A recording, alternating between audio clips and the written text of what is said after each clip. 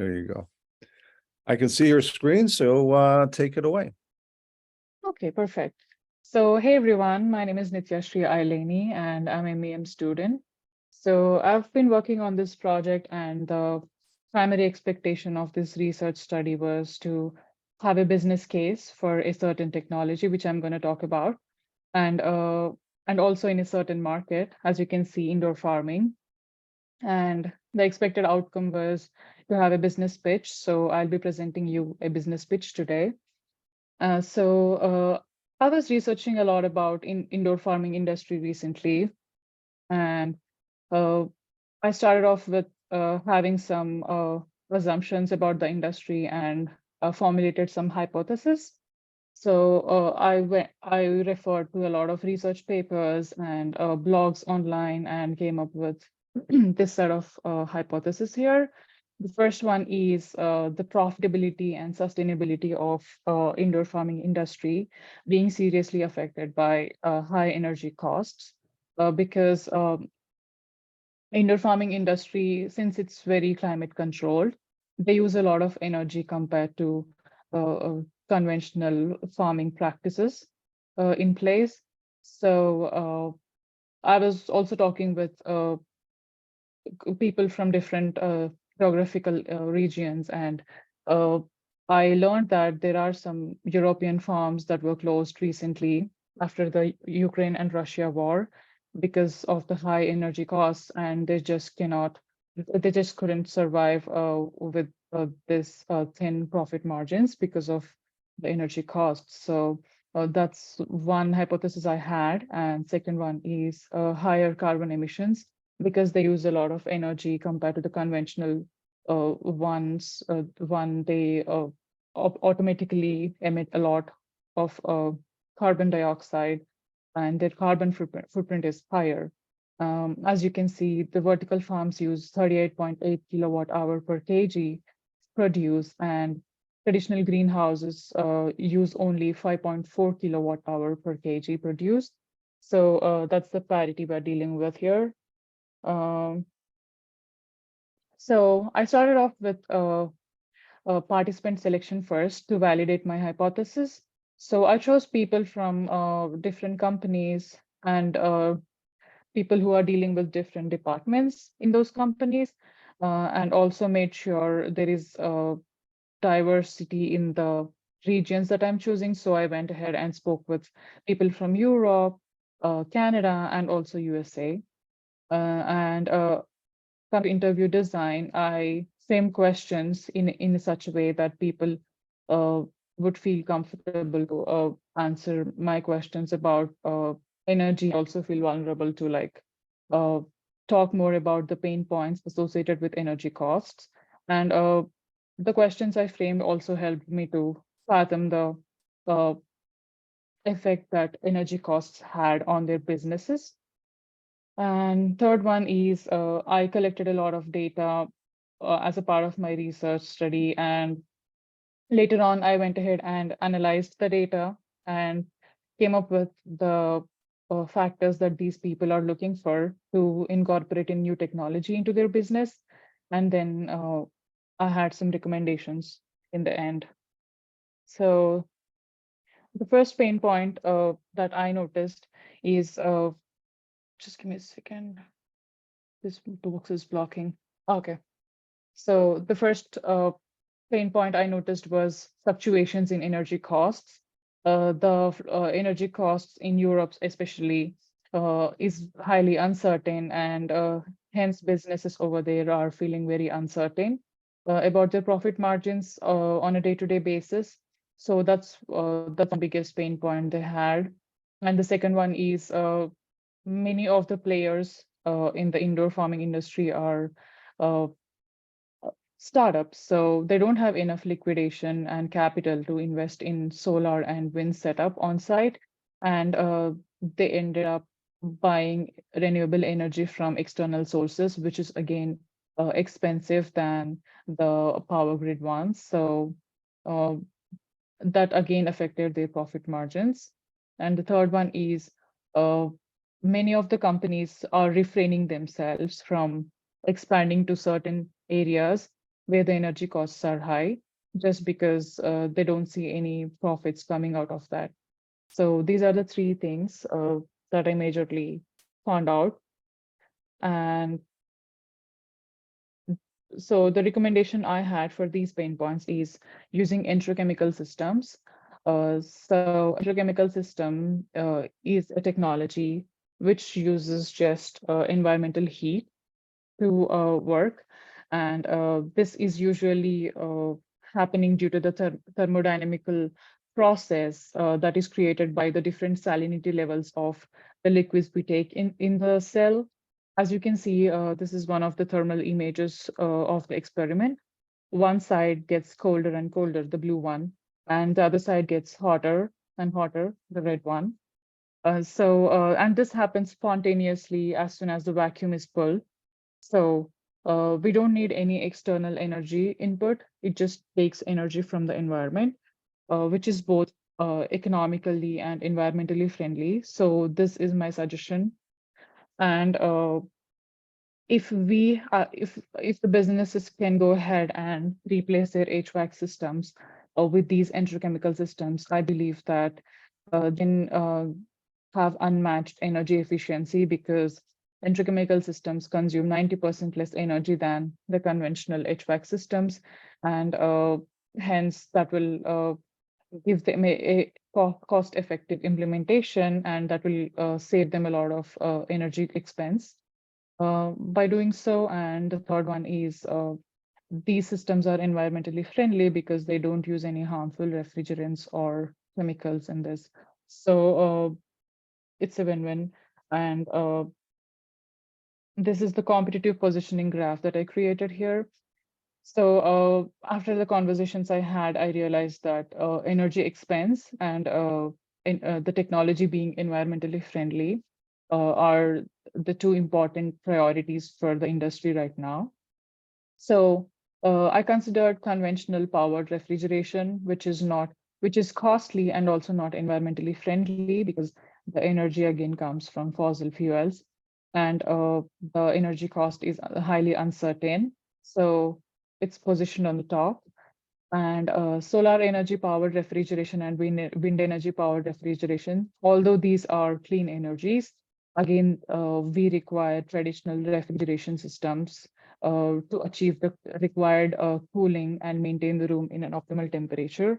So since those systems again use harmful refrigerants, it's not very environmentally friendly too. And one of the biggest barriers for solar energy adoption is, again, like I mentioned earlier, high capex, and startups just don't have enough liquidation to do so at the moment. And coming to wind energy, many of the companies actually felt that wind energy wouldn't be a good alternative for the power grid energy, because it just cannot produce enough to run a farm. As these farms are highly energy intensive, they can't really survive with just wind energy. And again, capex is one of the barriers. And coming to introchemicals, uh, they don't require a lot of energy, hence the energy costs are low and also environmentally friendly. Hence, I positioned them uh, in the bottom. So this is about the positioning graph. And coming to the beachhead market for the introchemical systems, they have an immense potential, because indoor farming industry is projected to reach 25 billion by 2028, with a compound growth rate of 20.2%, which is pretty lucrative. And they're going to need a lot of cooling, because uh, these farms are climate controlled. So this could be a good opportunity for introchemical technology. And coming to the business model, my suggestion was to have a hybrid model, which is a good mix of usage-based and also operating and maintenance models. Uh, just to give a background, usage-based is like they pay as much as they use and nothing extra, which is a very good economical uh, factor for the startups. And also operating and maintenance. Many of the startups are concerned about capex and also opex, because they think that would affect their profit margins in the long run. So if the company or the supplier of electrochemical systems would take off the burden of operating and maintenance of these systems on site, and let the companies only pay what they have used for, then that would be a good business approach for both the sides, like the supply and demand side. So hence, I would suggest them to go with a hybrid model here, and that's it. Okay, thank you. It was again a pretty thorough presentation. I guess I have a few comments I guess I could give you. One is it possible you can calculate what the cost per kilogram would be under the enterochemical approach? Yeah, actually, the technology is pretty novel, and it's still under the development stage. So I think that would be in the phase 2. Since the phase 1 is done, we have done all the market research. Phase Right. 2 would be going ahead and also talking to the farms, visiting them on site, and understanding their product requirements, and preparing a PRD, and also simultaneously doing some pilots and understanding the efficiency levels of the systems. Yeah, that's definitely in plan. Yeah, I think understanding it from a unit economics perspective as well as a techno-economics, your enterochemical approach as a technology is going to have a crossover compared to, say, solar and wind. What is that crossover in terms of productivity or maturity level? And then from a unit perspective, if you have a farm with X amount of square feet or acreage, what would be the cost per kilogram? Because you already had cost per kilogram earlier in your presentation, in terms of kilowatt hours, I believe, right? Yeah. There is huge variability across the country in terms of cost per kilowatt hour, which I guess wasn't really captured. But when you dollarize those kilowatt hours, depending on whether you're in Hawaii, California, Indiana, or New York, you're going to have vastly different costs, right? Yeah. So citing your business is going to be just as important until you can get an enterochemical approach in there.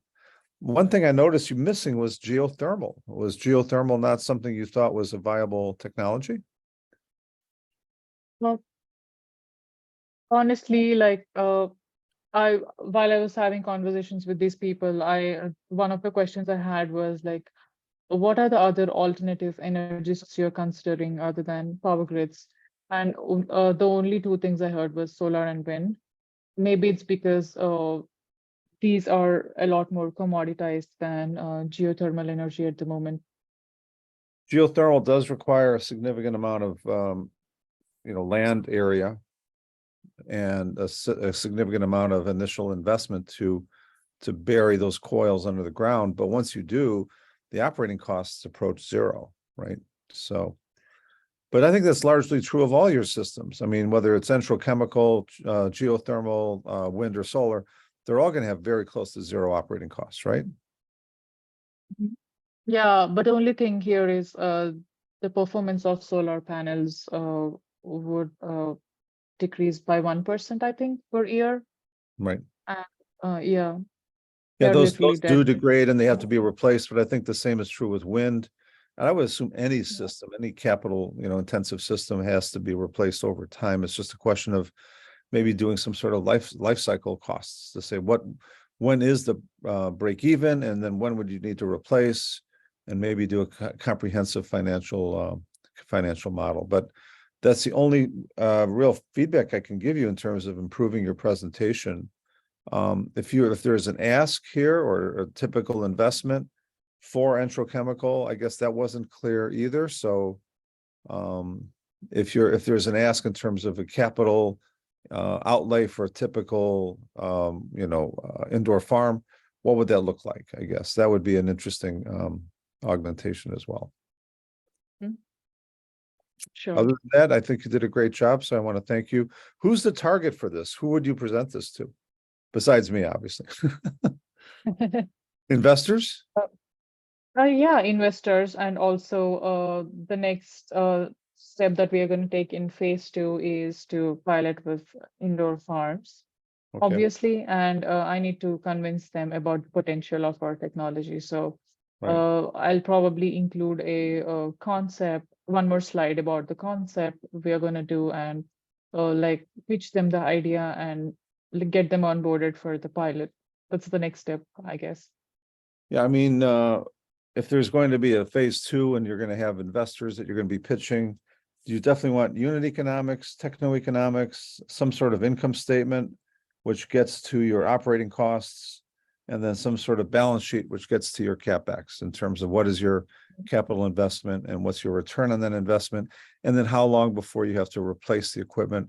And if you could do something on a comparative basis, between either one or multiples of your optional technologies versus enterochemical. I don't want your pitch to be enterochemical only in isolation, where it looks like you haven't looked at your competitors in a analytical way.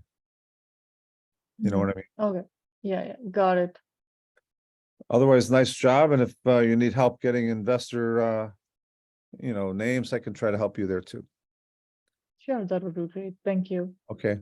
Sounds good. I'm going to pause the recording again, stop it, and then have